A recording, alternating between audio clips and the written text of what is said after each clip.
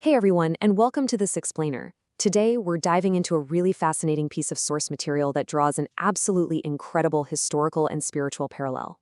We're going to be unpacking a story of lost identity, a startling historical discovery, and looking at how an ancient festival directly connects to modern faith. It's a beautifully structured narrative that literally bridges thousands of years of history. Okay, let's just dive right into this. Our source material actually kicks things off by hooking us with a deeply personal question. Have you ever felt like your life is just a complete failure? To set the stage, it introduces a pretty poignant modern allegory. Picture this. A young man grows up in the countryside, but he desperately wants out. So, completely ignoring his father's wishes, he moves to the big city, absolutely determined to make it big. But well, things don't exactly go as planned. His endeavors fail one after another. Utterly defeated and feeling like a total failure, he eventually returns to his countryside home. But by this time, his father has already passed away.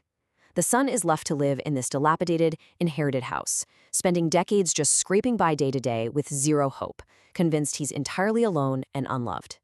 And this perfectly sets up the turning point of our story. One day, while fixing a leaky roof in that old house, the son ventures up into the dusty attic. And tucked away, he finds a small, forgotten wooden box covered in a really thick layer of dust. Inside, an old Bible his dad used to read, and a faded letter written specifically to him. The letter was just overflowing with his father's desperate, unconditional love, urging him to rely on his faith no matter what kind of trials came his way. For decades, the son thought he was a forsaken failure. But reading that dusty letter, it hit him. He realized a profound truth. He had left his father, but his father had never left him.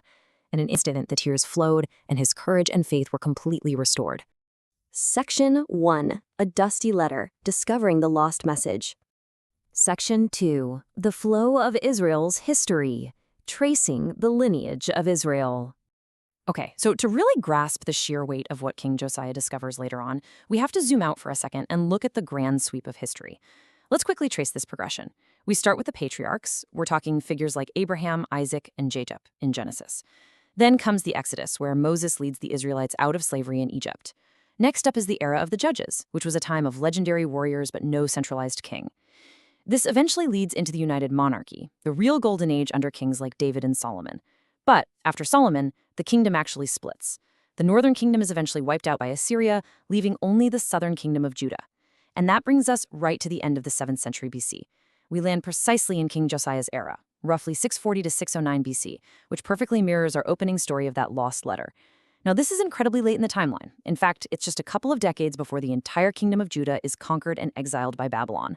Section 3. A Restoration After 600 Years, the Lost Commandment. Now, here is where the narrative takes a massive pivot. Throughout that entire sweeping timeline we just looked at, a foundational commandment went entirely missing. For 600 years. The source really emphasizes this staggering number. From the time of Joshua, right after the Exodus, when the Israelites first crossed the Jordan River, nearly 600 long years had passed. And for almost all of those 6 centuries, the Israelites had failed to properly celebrate the Passover. I mean, think about that. That is generations upon generations of total spiritual amnesia. And to back up the sheer scale of this forgetfulness, the source points directly to the historical record. Listen to this quote from 2 Kings 23:22. Neither in the days of the judges who led Israel, nor in the days of the kings of Israel and the kings of Judah, had any such Passover been observed. Just let that sink in for a second. Through all those famous kings, all those legendary warriors, this incredibly vital festival was just completely ignored. It really highlights just how unprecedented and radical King Josiah's ultimate actions truly were. So what exactly does Josiah do about this? Well, while repairing the temple, his high priest discovers a dusty scroll, the Book of the Covenant. It's literally the biblical equivalent of finding that faded letter up in the attic. When the scroll is read to King Josiah, he doesn't just nod along and say, "Oh, interesting." His reaction is visceral. He literally tears his clothes in anguish. Why? Because he suddenly realizes the massive, glaring gap between God's word and his nation's everyday cultural habits. He sees the absolute severity of their generational sin. So, he makes a radical decision.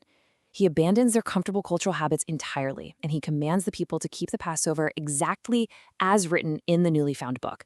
Section 4. The True Meaning of the Passover, Identity and Purity. Which really begs an important question, right? Out of everything he could have focused on, why was the Passover the absolute centerpiece of Josiah's massive religious reform? I mean, he tore down idols and altars, sure, but the absolute peak of his reform was restoring the Passover. Why? Well, the answer lies in its theology.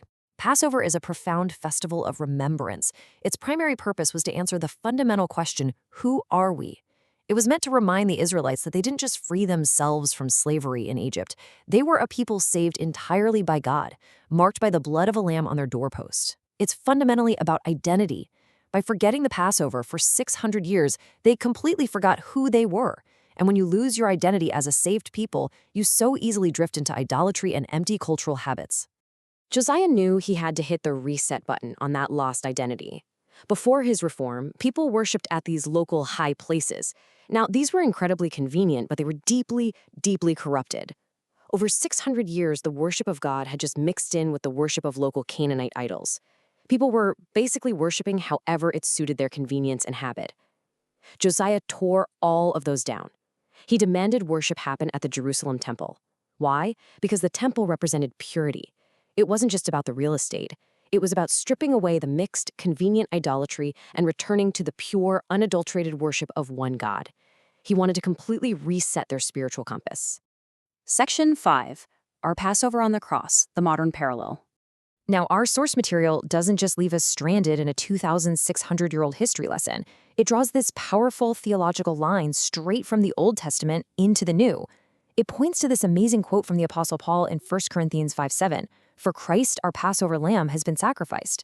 The parallel here is just striking. Just as the ancient Israelites were safe from death by the blood of the Passover lamb in Egypt, the source notes the profound detail that Jesus was historically crucified on the actual day of Passover. His sacrifice on the cross is framed as the ultimate salvation event.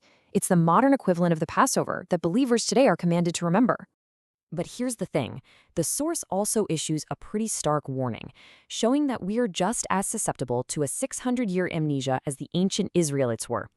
Look at how it happens. First, faith becomes merely a cultural habit, something you just do because, well, you've always done it. Second, worship loses its true essence. It becomes hollow. And third, the cross, the very symbol of salvation, fades into the background noise of our busy lives. It essentially becomes like that dusty box up in the attic, right? It's present in the house, sure, but completely forgotten and unexamined. Which brings us to our ultimate takeaway. The source concludes with this provocative, kind of haunting question to challenge all of us. Am I still living with the memory of the Passover? It's a call to really look at our own lives. Have we let the dust settle over our core beliefs? Have we forgotten who we are and how we were saved? Just as Josiah found that book and literally tore his clothes in urgency, this is a challenge to find the dusty cross in our own lives, brush it off, and urgently return to the pure, transformative joy of our foundational beliefs. What a deeply compelling parallel to leave you thinking about today.